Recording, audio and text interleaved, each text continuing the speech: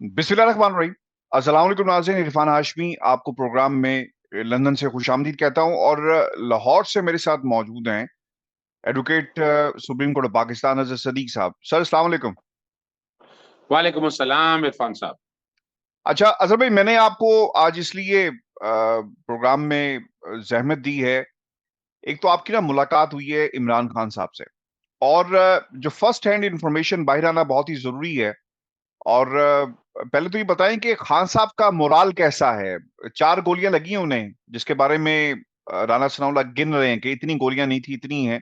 और किसी ने बड़ा अच्छा लिखा हुआ था कि क्या आपने मरवाई हैं गोलियां जो आपको पता है कि इतनी नहीं इतनी लगी हैं। वो आपकी इस बात से ना मुझे वो अमरीश पुरी और अनिल कुमार की वो फिल्म याद आ गई, जिसमें वो अपोजिशन लीडर के तौर पर, और उसमें वो बता रहे थे इतने ब्लास्ट हुए, इतना हुआ, ये फिर भी बच गया, इसने खुद प्लांट किया है। तो वो स्टोरी सारी अगर आप देख लें, वो हमारे से कम इंडियन इस हवाले से है कि वो सियासत का ये रूप अपनी फिल्मों में दिखा देते हैं। हमारे यहाँ एक फिल्म बनाई थी, और वो बकायदा आपको पता है यहाँ पर सेंसर बोर्ड ने पास ना की, पाबंदी लगा दी, कोर्टों में गया, और फिर जाके कहीं जाके ना वो लगी। उस वक्त तक वो सारा जो है ना वो मामला ही खत्म हो गया था। तो यहाँ मैंने तो चूंकि वजह ये है कि मेरी दो तरह की मुलाकात थी। एक तो जो हमारे लॉयर्स कम्युनिटी गई हुई थी, तो मुझे उस मीटिंग में भी बुला लिया गया। उसके बाद उनको मैं 15-20 मिनट 1 to 1 खान साहब के साथ मुलाकात हुई, मैं उसमें भी बैठा रहा। जब वो लॉयर सारी कम्युनिटी अंदर बैठी थी तो मैं बाहर बैठा था, यानी बाहर से मुराद है जो मेन मीटिंग रूम के बाहर। और अंदर ज्यादा लोग बैठे थे तो कह लेंगे नहीं साहब आप बैठेंगे, तो मैं जब जाने लगा हूं तो खान साहब तशरीफ ले आए। खान साहब जैसे आ रहे थे, अपना वो जो वॉकर होता है हाथ में पकड़ के, और मुझे मुझे ना मेरे मुंह से उन हरामजादों के लिए के साथ लफ्ज़ में बुरा नहीं मैं कह रहा हूँ, बददुआएं निकली कि यार, कि वो आदमी जब जिससे पूरी जिंदगी एक स्पोर्ट्समैनशिप की, और वो हमेशा हिम्मत की बात करता रहा, और उनके चलने के अंदाज के मैं अब गवाही दे सकता हूँ, मैं अब इस बात की गवाही दे सकता हूँ कि खान साहब वाकई तकलीफ में थे। और मैं तो उनके साथ अंदर ड्राइंग रूम तक गया हूँ, फिर मुझे बिठाया साथ उन्होंने अब। और जितनी गुफ्तगू की, एक बात मेरी वजाहत के साथ है। एक तो पूरा चार्ज है, जो कोई परेशानी नहीं, कोई दिक्कत नहीं, और खुल के कई ऐसी बातें जो मैं शायद ना कर सकूं आप पे। कुछ ट्वीट उन्होंने किए हैं, उससे पहले वो गुफ्तगू कर चुके थे। और बात बड़ी सीधी है, हम में से कुछ वोकला ऐसे थे वो जो बैठे, उन्होंने कहा कि आप एहतियात रखें। तो मैंने कहा जी इन्होंने शायद देखा नहीं है सीएनएन का आपका जो इंटरव्यू है। और मैं तो गवाह हूं इस बात का, मेरी जब से आपसे मुलाकात हुई है, एक चीज तो मैं भी, मेरी वालदा भी सिखाया करती थी, जो रात कब्र में है वो बाहर नहीं, और जो बाहर है वो अंदर नहीं। बड़ी वजाहत के साथ कि मुझे कहा भी ये गया, मुझे पता, मैं बुलेट प्रूफ भी लगा देता, तो वो क्या मुझे छोड़ देना था उन्होंने, जिन्होंने जो जो मेरे लिए ये काम करने के लिए तैयार आए थे। वो बुलेट प्रूफ क्या चीज है? मोहतरमा बेनजीर भुट्टो कारसाज का वाकया आपने देख लिया, और वो जो बाद में शहादत हुई तो गाड़ी में से निकाला गया, यानी बुलेट प्रूफ गाड़ी में से, यानी वो कौन सी बुलेट प्रूफ गाड़ी यार, फॉर गॉड से। यानी वो तो बड़े वजाहत, और वो कहने कि मैं तो खड़ा हूं भाई, मैं तो अब जिस रास्ते पे चल निकलना हूं, मैंने इस दरवाज इसकी आखिरी मंजिल तक पहुंचना है, मैं पीछे नहीं हटने वाला। बहुत सी गुफ्तगू हुई, लेकिन फिर उन्होंने अपना जो टोटल सारा सफर अपना, ये कितनी जदोजहद की है, फिर उनकी जो कंट्रीब्यूशन, फिर दीन से कुर्बतदारी, यानी वो वजह ये है, वो समझते हैं इस्लामोफोबिया की वजह से ये सारा जो मामला था ना उनके अगेंस्ट, ये सारा जो मामला। फिर मैंने एक बात जिक्र किया उनसे, हम्म। मैंने खान साहब देखें, अमेरिका आपके दौर में निकला यहाँ से, पीछे भी जा सकता था। हम्म। इसका मतलब है नहीं कि फिर उन्हें बेस चाहिए थी ना, जो एब्सोल्युटली नॉट का जिक्र आ गया। कि उसके बाद फिर मैंने वो याद कराया, मैंने कहा जनरल हमीद गुल ने को 11 साल 12 साल पहले एक बात कही थी कि जब अमेरिका यहां से निकाला जाएगा तो उसके बाद वो प्रॉक्सी लड़नी है उसने, फिर यहाँ कठपुतली हुकूमत बिठाई, ये वो लफ्ज है जो उन्होंने कहे थे, कठपुतली हुकूमत बिठाई जाएगी और एजेंडा पूरा किया जाएगा उस वक्त। और वो वक्त से पहले वार्निंग देंगे, तो वो वक्त अगर देखा जाए जो उन्होंने कहा था, वो वक्त था, यानी खान साहब को बड़ी क्लैरिटी है इस हवाले से।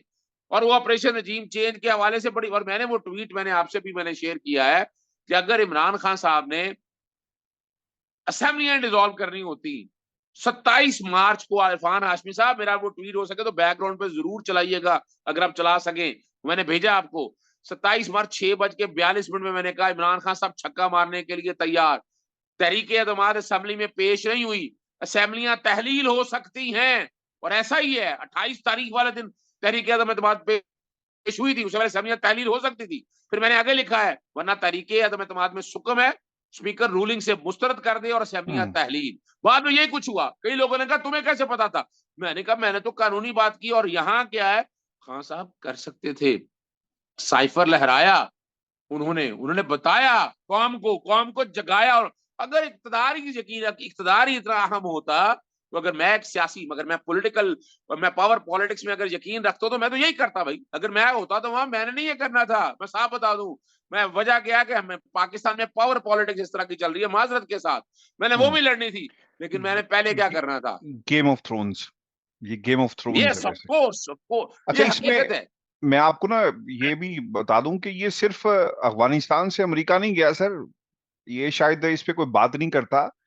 खान साहब के दौर के अंदर पाकिस्तान में सीआई के अड्डों को भी खत्म किया गया है। मैं आपको उसकी छोटी सी बिल्कुल ऐसा मिसाल ही दे है। देता हूँ। सीआईए चीफ पाकिस्तान में आते हैं तो खान साहब ने कहा कि अपनी हद में रहो, जाओ जाकर जिससे मिलना है टाइम लेकर आओ, ऐसे नहीं मिलना, ये नाराजगी का इजहार किया गया। और फिर आपने देखा कि यही मुलाकात अफगानिस्तान में होती है। बहुत दुख था। सेंट्रल एशिया की अगर हम बात करें, एशिया की बात करें, इस रीजन की बात करें, चाइना, इंडिया, बाकी दीगर जितने भी ममालिक इस खत्ते के अंदर, अफगानिस्तान, ईरान, ये बड़े बिग प्लेयर्स हैं सर इस खत्ते की सियासत के अंदर।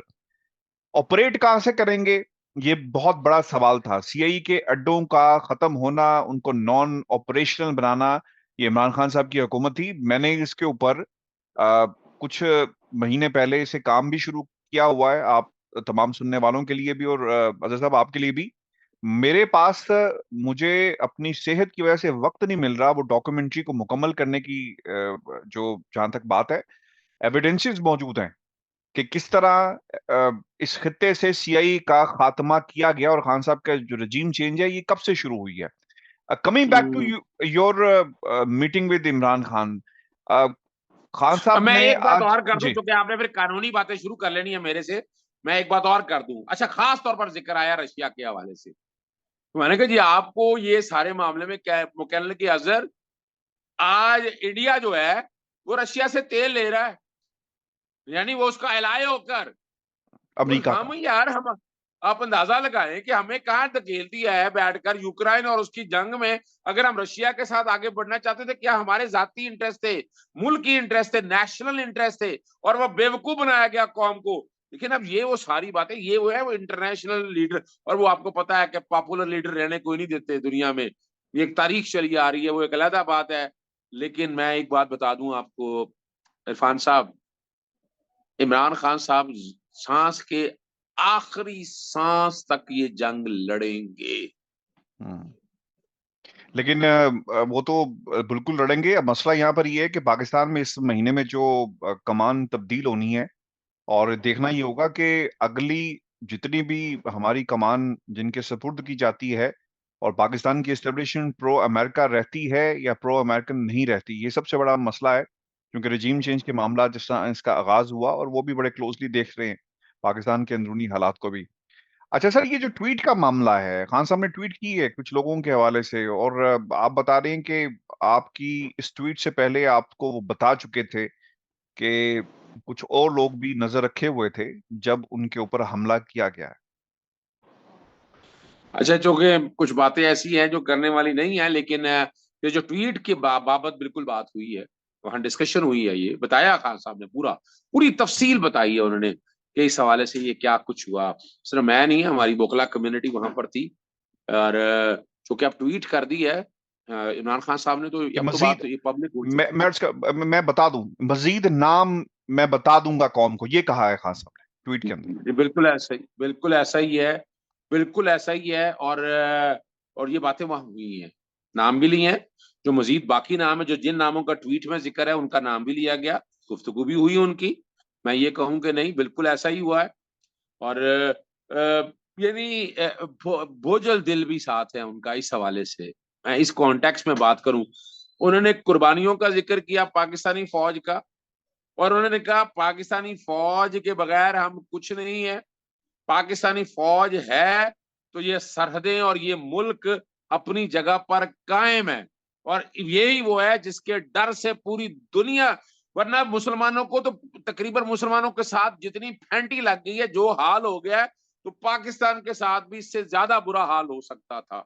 ये देखे ना, यहाँ अगर देखा जाए तो उनकी नजर इन सारे इश्यूज के ऊपर है। और और हाँ, एक मैं बात और सकूं, मैं जो कि मैं गुफ्तगू नहीं कर सका, लेकिन मैं चाहूंगा जो कि मेरे इंफॉर्मेशन नॉलेज में, आप लंदन में बैठे हैं, शबाज शरीफ या साहब आए हैं यहाँ पर, और वो हम्म। प्रेशर उनके ऊपर इतना है कि उन्होंने एक तरह से सरेंडर कर दिया है। उन्होंने कहा ये हम हुकूमत जो कि वजह है कि महंगाई कंट्रोल नहीं कर पा रहे, डॉलर नीचे नहीं आ रहा, वो सिर्फ अभी एलसीज वगैरह रोकी हुई हैं, जिस दिन एलसीज खुल गई तो ये तकरीबन 350 के ऊपर डॉलर चला जाना है, पेट्रोलियम की कीमतें पकड़ी नहीं जा रही। तो ये फार्मूला लेके गया था वहां के निगरान सेटअप जो है ना, 8-9 महीने के लिए बना देते हैं जितने अरसे के लिए।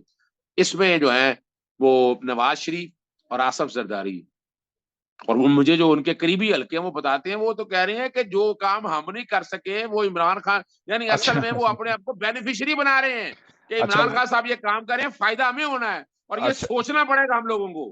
अच्छा, मैंने दो रोज पहले अपने प्रोग्राम में ये बात कही थी कि जो बातें नवाज शरीफ ने कही army chief general Qamar Javed Bajwa का नाम लेकर, आईएसआई चीफ का नाम लेकर, अ, उसमें और खान साहब के नाम लेने में फर्क क्या है? तो मैंने फिर उसकी तफसील बताई थी कि फर्क ये है कि खान साहब के ऊपर कोई करप्शन का केस नहीं है, वो ब्लैकमेल नहीं हो सकते। वो लोग ब्लैकमेल होके पहले बोलते हैं, फिर खामोश हो जाते हैं, फिर देखते हैं कि फायदा हमारा चल रहा है, डील कर लेते हैं, फिर आगे बढ़ते हैं, फिर बोलना शुरू कर देते हैं, फिर जब डील पूरी हो जाती है तो फिर पीछे हट जाते हैं। तो ये गेम वो खेल रहे हैं, खान साहब ये नहीं खेल रहे। खान साहब, लेकिन इसमें जो सबसे अहम बात थी जिसका तज़किरा मैंने पहले भी किया, और अच्छा किया आपने आपने भी इसका हवाला दे दिया, बिल्कुल ऐसे ही है सर, कि फायदा सियासी कुव्वतों का हो रहा है। हाँ ये, जी। और ये जरदारी साहब जब ये कहते हैं ना कि उसको खुड्डे लाइन लगा दिया और फिर बाद में माफी भी मांग लेते हैं, और इससे पहले 3 साल अपने, गिर जाते हैं, और लफ्ज फिर कहा करते थे। अपने सराहने के नीचे पिस्तौल रख के सोते थे कि यार माफी दिलवा दें।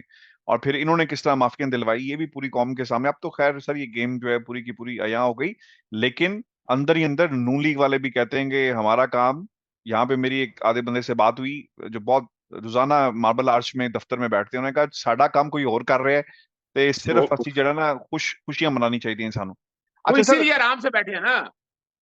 इसीलिए आराम से बैठे हैं, और अब वो चाहते हैं कि जो आपने इशारा किया ना, बिल्कुल ठीक है, इससे जो जुड़ी हुई बात है कि अबूरी सेटअप आ जाए और हम बाहर उसी तरह मैदान में आ जाए जैसा इमरान खान साहब हैं, और ये हुकूमत किसी और के खाते में डल जाए, डॉलर को कंट्रोल कौन किसने करना है, ये अपना सेटअप लेकर आए।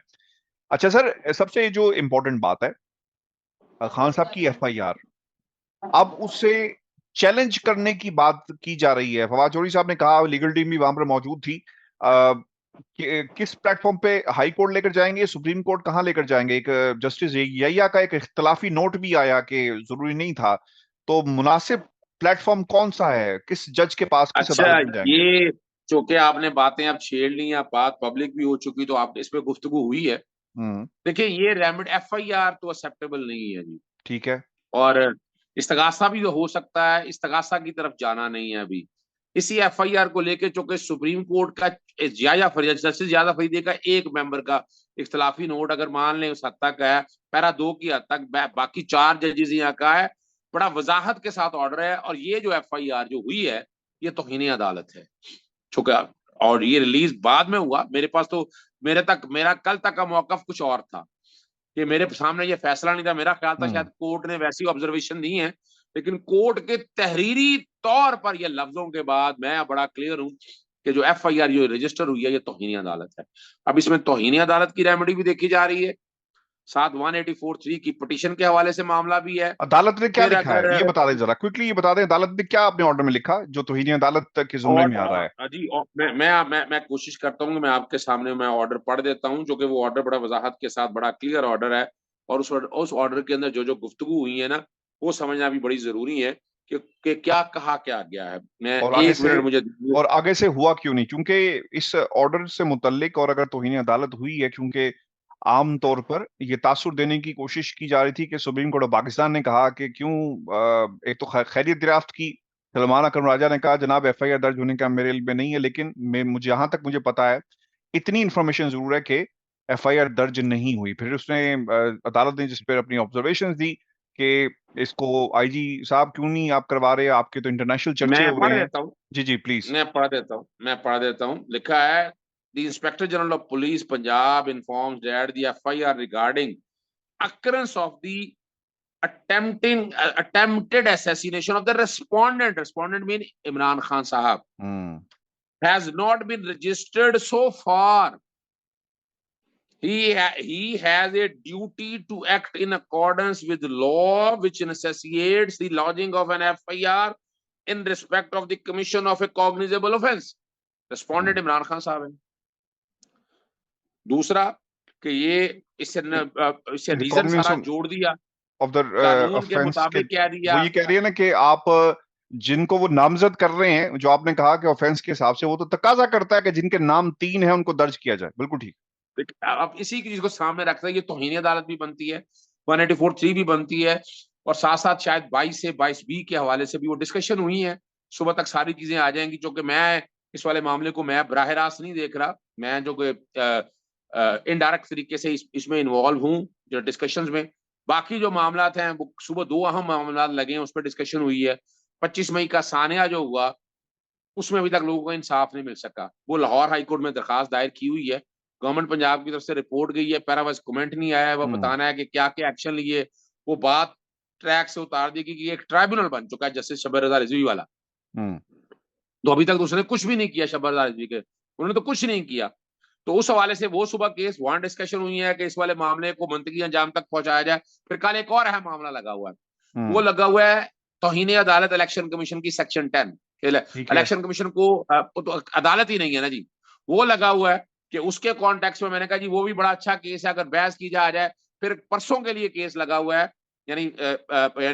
आज 10 तारीख है, 11 तारीख के लिए वो लगा है अपना तोशा खाना वाला, कि हम्म। इलेक्शन कमीशन को इख्तियार ही नहीं है ना अहल करने के हवाले से उसमें। और मैंने वोटर की तरफ से चैलेंज किया हुआ है, मियां वाली के एक वोटर की तरफ चैलेंज किया है अच्छा कि ये उसको भी, इख्तियार नहीं है। ये भी बता दें कि इतलात ऐसी थी कि मौजम जो जाँ बहक हो गया और गोली लगी है उसे नवीद की। और ये तो फिर रिपोर्ट में आ भी जाएगा कि जनाब, क्योंकि आज जो तारड़ साहब हैं, अ, उन्होंने ये कहा कि ये इमरान खान के गार्ड की गोली लगी, और उसको फिर मौजम की फैमिली को उकसाने की कोशिश भी की गई है और पैसे देने की कोशिश भी की गई है कि जनाब आप मुद्दई बने और देखें फिर हम केस किस तरह जो है वो आगे बढ़ाते हैं। अच्छा, बड़ी जबरदस्त बात कही आपने, लेकिन लेकिन 2-3 चीजें बड़ी अहम है इसमें। हम्म क्रिमिनल कंस्पिरेसी डिस्कस हुआ है सेक्शन 120A और सेक्शन 120B। हम्म ये 124A की बात नहीं मैं कर रहा, ये क्रिमिनल कंस्पिरेसी की बात हो रही है। इसमें नवाज शरीफ, शहबाज शरीफ, जिस तरह के अल्फाज मरियम ने अल्फाज इस्तेमाल किए, वो असैसिनेशन से रिलेटेड है ना। आप इंसाइटमेंट टू एन ऑफेंस कर रहे हैं, हम्म आप फितरा को खत्म करने की बातें कर, इस तरह के लफ्ज इस्तेमाल किए ना आपने। फिर वो वजीराबाद के अंदर जो बागड़ी था उनका बंदा, और वहां जलसे में बैठकर जो बातें हुई, वहां टास्क बकायदा डिस्ट्रीब्यूट हुई वहां पर। तो ये इतनी एविडेंस जब यहाँ पर सारी रिकॉर्ड के ऊपर मौजूद है, जो नेचर जो उन्होंने बनाया है ना वहां, जो एफआईआर दर्ज की है, एफआईआर का तकाजा कि सूरा बेबी का केस आ चुका है कि एक एफआईआर के ऊपर दूसरी एफआईआर नहीं हो सकती है। लेकिन यहाँ तो सवाल है कि वो एफआईआर ही गलत है, नहीं एफआईआर की तो बात ही नहीं हो रही कि हम्म। और कमाल की बात याद रखिएगा, यहाँ ऐसा केस मौजूद है कि ये मुद्दई जो है ना सब इंस्पेक्टर साहब, ऐसी इतलात इंफॉर्मेशन है कि ये भी इन्वॉल्व है इस सारे मामले में, यानी ये भी मुलजम है। और ये जब बातें खुलेंगी तो वो बातें बड़ी खतरनाक हद तक अच्छा जाएंगी। अच्छा, मैं जाते जाते ये भी बता दूं कि लंदन में भी एक दरखास्त जो है वो मेट्रोपॉलिटन पुलिस को चली गई है कि ये मामला हुआ है। अब ये दावा किया जा रहा है कि उनके पास एविडेंसेस भी मौजूद हैं। yes. फिर अब ये देखना होगा कि वो एविडेंसेस मेट्रोपॉलिटन पुलिस के पास दिए जाते हैं, क्या होता है। क्योंकि अगर जिनके बारे में ये नाम लिया जा रहा है कि लंदन के एक दफ्तर में जो मार्बल आर्च स्टेशन के आसपास है, आप तो नहीं वहाँ, लेते, मैं नाम ले लेता हूँ, नहीं नवाज उसकी, शरीफ का उनके बच्चों का दफ्तर है। अच्छा ये अब वही चले। दफ्तर है कि जहां चार्ल्स गुथरी का एफिडेविट कराया गया था यार, मुझे मैं यार। और मैं वो क्रेडिट आपको जाता है कि जब चार्ल्स गुथरी की आपने पकड़ के सारी की सारी तिया पांचा कर दिया था अच्छा मैं राणा शमीम का। अच्छा मेरी बात सुने।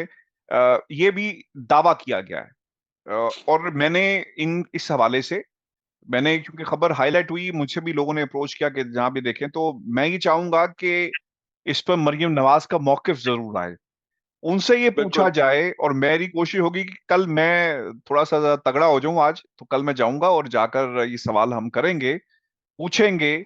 और फिर इसका जवाब भी बहुत जरूरी है, क्योंकि अगर कोई शख्स बर्तानिया में बैठकर ये कहता है ना अजहर भाई कि मेरे पास सबूत मौजूद हैं और एविडेंसेस मौजूद हैं, तो फिर आप भाग नहीं सकते। क्योंकि कल को अगर ये एविडेंसेस वो बंदा अदालत में ना दे सका, पुलिस के सामने पेश ना कर सका, तो फिर क्या होगा कि भारी जुर्माने होंगे और फिर सजा भी हो सकती है, क्योंकि क्रिमिनल ऑफेंस की वो बात की जा रही है, तो ये इतना सादा नहीं है।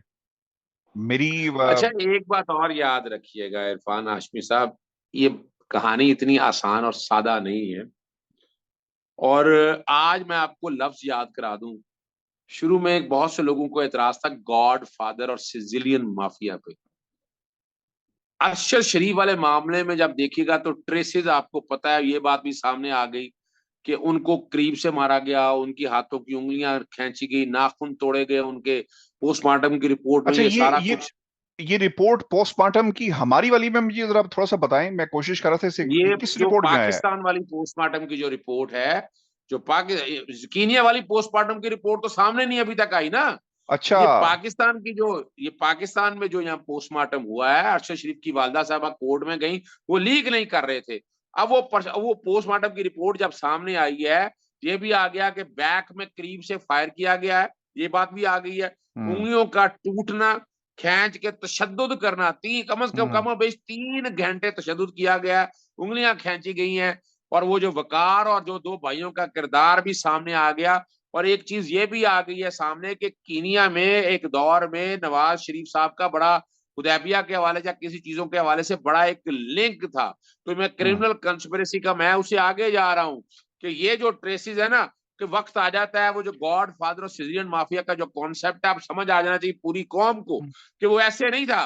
और वो कुछ ना शरीफ कुछ था, आदमी थे। ये तो हाँ, कुछ ना कुछ जस्टिस। उसमें था। अच्छा, मैं एक और बता दूं बात आपको, मैं नाम नहीं लूंगा, कि समी इब्राहिम साहब के साथ, एक साहब चीफ जस्टिस साहब के साथ हम बैठे थे, नाम नहीं मैं लूंगा उनका। मुझे पता है, और मुझे वो पता है, अच्छा चले। अच्छा चलते, जस्टिस आसिफ सईद खोसा साहब के हवाले से जिक्र हुआ हम्म। कि उन्होंने जो लफ्ज लिखे हैं हुदैबिया के केस के बारे में, इतना शोर थे कि वो नजर आ रहा है। और वो हुदैबिया का केस जिस तरह बंद कर दिया गया।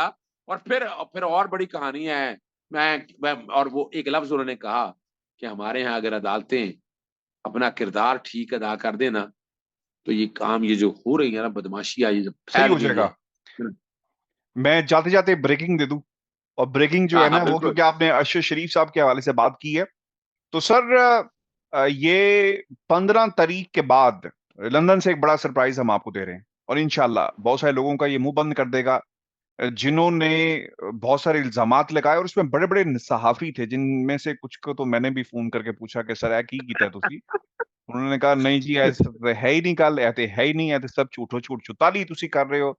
और फिर उसके ऊपर बकायदा एक टीवी चैनल ने एक कंपेन भी चलाई। 15 तारीख के बाद एक सरप्राइज हम दे रहे हैं, और इंशाल्लाह अरशद शरीफ के हवाले से कुछ लोगों को सरप्राइज मिलेगा लंदन से इंशाल्लाह। व्यूअर्स जी अच्छा, आज का, जी। मैं एक बात बताता चलूं। अब हुआ ये है ना कि आपको पता है, वो पिछले दिनों वो मरियम के साथ हमारे लंदन में चंद सहाफियों की आ गई, जिन्होंने सवालात पूछने में बड़ी शाबाशियां दी। और दूसरी तरफ वो सहाफी भी थे कि जिनके सवाल किए उनका जवाब ना दिया। वो वीडियो चली तो वो उस पे वो हमारे, मुझे कई साहब, यहाँ नाम नहीं मैं ले रहा हूँ, लंदन में वो गिला आया उनका, वो मैंने भी चूंकि ट्वीट की थी। तो लेकिन मैं उन दोस्तों की से माजरत चाहता हूँ, वो आप उन लोगों के लिए नहीं था जिन लोगों के लिए था। वो मैं नाम भी ले रहता हूँ, मुझे कोई नहीं है, वो जावेद है या कौसर काजमी है, ऐसे लोगों के लिए। और मैं वो जो आसपास बैठे हुए सवाल जो मुंतखब करती है ना, वो उन कॉन्टेक्स्ट में था। बाकी जो दोस्त जिन्होंने बड़े प्यार और मोहब्बत से इशारा किया, उन किसी से कोई गिला नहीं है। बिल्कुल ठीक अगर है। उन्होंने हर्ट हुआ है तो हम माजरत चाहते हैं, अगर कोई अब हर्ट भी मैं हुआ है ना इमरान रियाज मैं के हवाले से भी। मैं आपको बता देता हूँ जाते जाते, क्योंकि प्रोग्राम खैर लंबा होगा, लेकिन गुफ्तगू बड़ी दिलचस्प हो रही है। किसी ने मुझसे भी गिला किया, उन्होंने कहा जी कि आप एवन फील्ड क्यों नहीं जाते? आप जाके मैंने उसके लिए तमाम दोस्तों को मैं अर्ज कर दूं, ये जो मार्बल आर्च है, एवन फील्ड है, हमने कई कई महीने सख्त सर्दी में बर्तानिया की वहां पे खड़े होके एक टांग के ऊपर ना ड्यूटी दी है। कौन आ रहा है, कौन जा रहा है, नवाज शरीफ किस अस्पताल में घुस गए, कहां से निकले, किस तरह चकमा देकर के सहाफियों को, ये हम करते रहे हैं, लेकिन वहां पर सिर्फ मर्जी के सहाफियों के सवालात को फीड किया जाता है। मेरे कान में भी यस। हुसैन आकर एक दफा, कई दफा हुआ कि सवाल कहते थे कि यार ए पूछो सवाल है, बड़ा अच्छा सवाल है करप्शन पाकिस्तान में। But anyway sir, this is Pakistan and this is London and I believe कि ये पाकिस्तान है, गेम ऑफ थ्रोन्स चल रही है, देखते हैं कि कौन जीतता है। अपने कमेंट जरूर भेजिएगा। आज की स्पेशल नशिस्त अजहर साहब के साथ रखने का बुनियादी मकसद ये था कि खान साहब से मिलकर आए, ताकि जो फर्स्ट हैंड इंफॉर्मेशन है वो आप तक पहुंच सके। कमेंट्स जरूर भेजिएगा, चैनल को सब्सक्राइब करना मत भूलें। मुझे और अजहर सदीक साहब को इजाजत दीजिए, अल्लाह ने के बाद।